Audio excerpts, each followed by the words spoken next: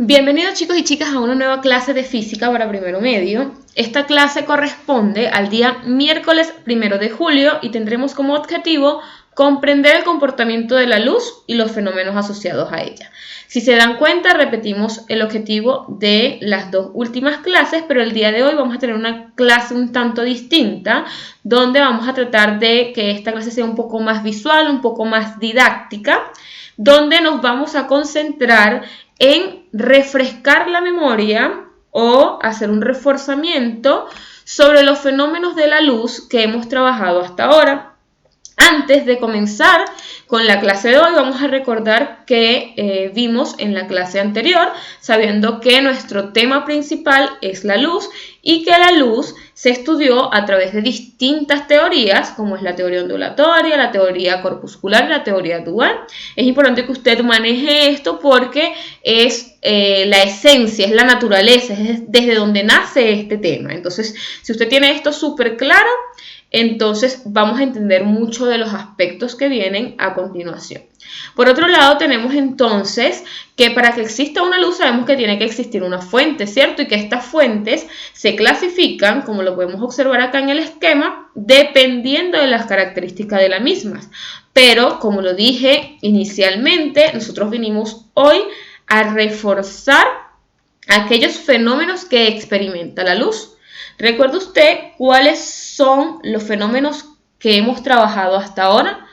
Por lo menos mencióneme dos fenómenos que logre recordar con respecto a la luz. Si los logra recordar todos, muchísimo mejor. Vamos a ver, ya los tiene. Vamos a ver si coincide con los que les traigo acá. Trabajamos como fenómeno la descomposición de la luz blanca, que también era conocida como dispersión de la luz.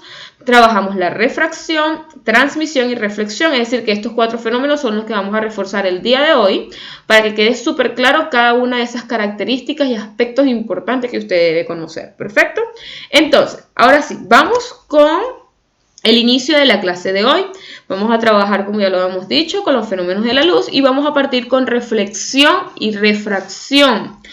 ¿Por qué los tengo juntos? Porque resulta que estos dos fenómenos en algunos casos logran unirse o logran presentarse en un mismo instante, y yo me hacía la pregunta, cuando estos dos fenómenos aparecen juntos, los niños y las niñas de primero medio A logran diferenciar estos fenómenos, logran observar en qué se diferencian esos fenómenos, es decir, si tengo un punto, en qué punto se generó una reflexión y en qué instancia se generó una refracción. ¿Usted tiene eso claro? Vamos a responder esta incógnita, pero antes de eso voy a refrescarle un poquito la memoria con respecto a la reflexión y la refracción, ¿en qué consistían? Denme un chancecito mientras busco el video. Ok, tenemos este video donde vamos a recordar en qué consistía la reflexión y en qué consistía la refracción para después responder la incógnita que dejamos pendiente en la diapositiva. Escuchamos. Ok, ya va que lo tengo en silencio. Obviamente no se va a escuchar. Ahora sí. No, ahora no. Ahora sí. De diferentes maneras. Lo voy a repetir. Ok, ahí. ¿Sabes por qué ahora me ves así? La luz se comporta de diferentes maneras según la superficie. Mira.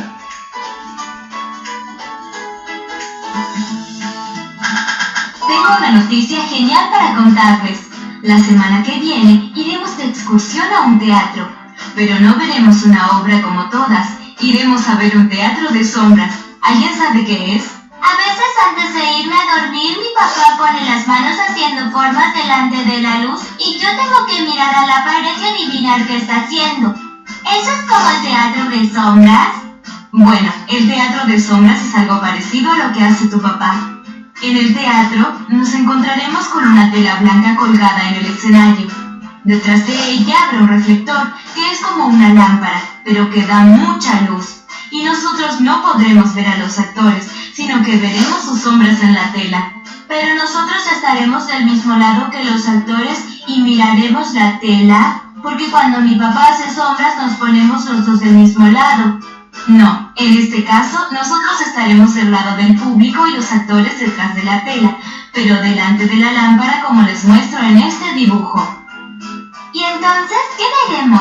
Vamos a ver la sombra del actor en la pantalla, porque el cuerpo del actor es opaco, es decir, no deja pasar la luz. ¿Opaco? Sí, los materiales pueden ser opacos, como nuestros cuerpos, translúcidos, cuando dejan pasar algo de luz, pero no toda, como la tela que hace de pantalla, y transparentes, como el agua o el vidrio de las ventanas del aula. Profe, me parece que ya entendieron. Ok, si se dan cuenta, aún no hemos trabajado o no han conversado con respecto a la reflexión y la refracción, pero tocaron un tema o un punto muy importante, que es los materiales. ¿Por qué los materiales son importantes? Porque son los que nos permiten ver si se pueden generar este tipo de fenómenos, o puede ser una de las formas de que se puedan observar este tipo de fenómenos. Ahora sí vamos a ver cómo se presentaba la reflexión y la refracción. ¿Tú crees? Bueno, sigamos. Y dime, ¿por qué en el vidrio de un espejo puedo ver mi reflejo y no puedo ver a través de él? El otro día le pregunté a mi papá por qué uno se puede ver en un espejo. Él me contó que la luz puede hacer dos cosas con un material. ¿Qué dos cosas puede hacer la luz? Te explicaré. La luz puede atravesarlo, entonces podremos ver a través de ese material. A eso se lo llama refracción. O también, la luz puede rebotar y volver, como un balón. A eso se lo llama reflexión. Y en las ventanas, cuando puedo ver afuera pero también veo mi cara reflejada, Ahí suceden las dos cosas. La luz atraviesa el vidrio, entonces se refracta y ves lo que hay afuera. Pero también parte de esa luz rebota y vuelve a tus ojos, entonces te ves reflejado. ¿puede ser que en el agua pase lo mismo? ¡Claro! A veces se ve que hay en el fondo de una piscina, pero también podemos vernos reflejados. Ok, ya pudieron observar que hay diferencias claras con respecto a los fenómenos. Voy a regresar a la diapositiva. Ok, retornando a la diapositiva, ya podemos entonces responder la incógnita que habíamos planteado inicialmente. ¿En qué se diferencian estos dos fenómenos? Ya logró indicar o analizar más o menos cuáles pueden ser esas diferencias. A ver, mencióneme una. ¿Ya la tienen? Yo podría decirles que la reflexión y la refracción se diferencian en dos cosas, principalmente. La primera es que la reflexión se propaga en el mismo medio, es decir, cuando existe el rebote, este se mantiene en el mismo medio, no hay un cambio de medio, a diferencia de la refracción, que para que pueda existir refracción, entonces el haz de luz tiene que pasar de un medio, ejemplo, tenemos el aire, a un segundo medio que sería el agua. Entonces ya tengo una diferencia súper marcada. En la primera, sus ángulos de incidencia o su haz de luz incidente y su haz de luz reflejado están en el mismo medio, y en la refracción el haz de luz de incidencia está en un medio y el haz de luz refractado está en otro medio distinto, ¿sí?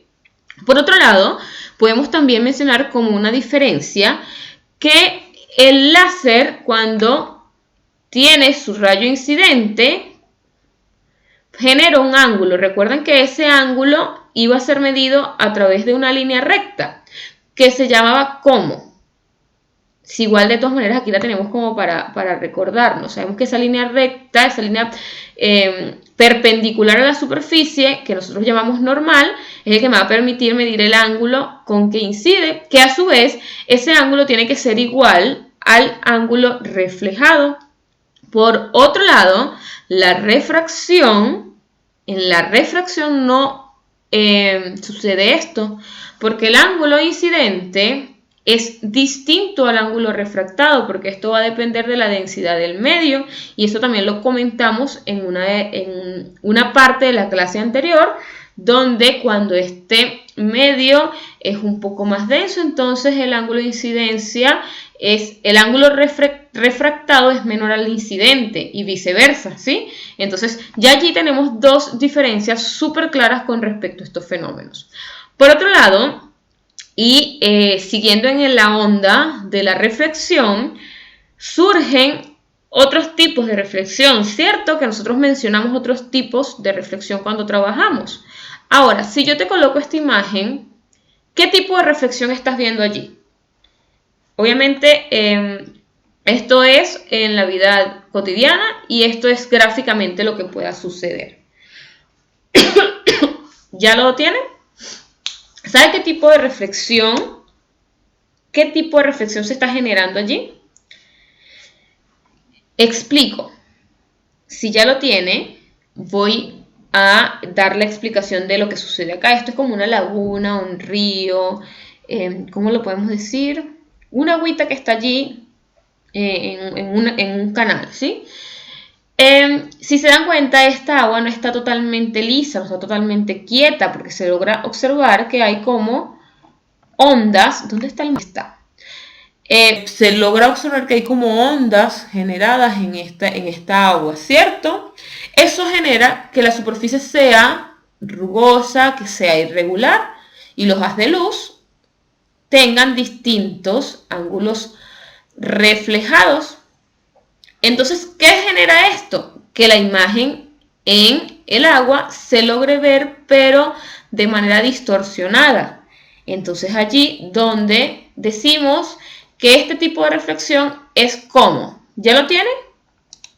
Exactamente, es una reflexión difusa. Ahora, por otro lado, tenemos otro ejemplo. En el siguiente ejemplo, si se dan cuenta, en esta gráfica tenemos una superficie totalmente lisa, el agua está totalmente quieta, por ningún lado hay ningún tipo de perturbación, ¿sí? Entonces, la consecuencia de esto es que voy a percibir una imagen intacta, con las mismas características de la principal, si se dan cuenta, ¿sí? En este caso, ¿cómo se llama entonces esta reflexión? ¿Recordamos cómo se llama? ¿Lo tienes? ¿Sí? ¿Ya? Entonces, esa reflexión, como usted bien maneja, es una reflexión especular, ¿sí? Entonces, ya tenemos claro lo que corresponde a reflexión y los tipos de reflexión, pero hay algo que no hemos trabajado, que son los tipos de reflexión que pueden suceder, que realmente es un tipo de reflexión que me genera a una tercera reflexión, que ya lo vamos a ver en un videito, que si me dan 2 segunditos se los busco de inmediato.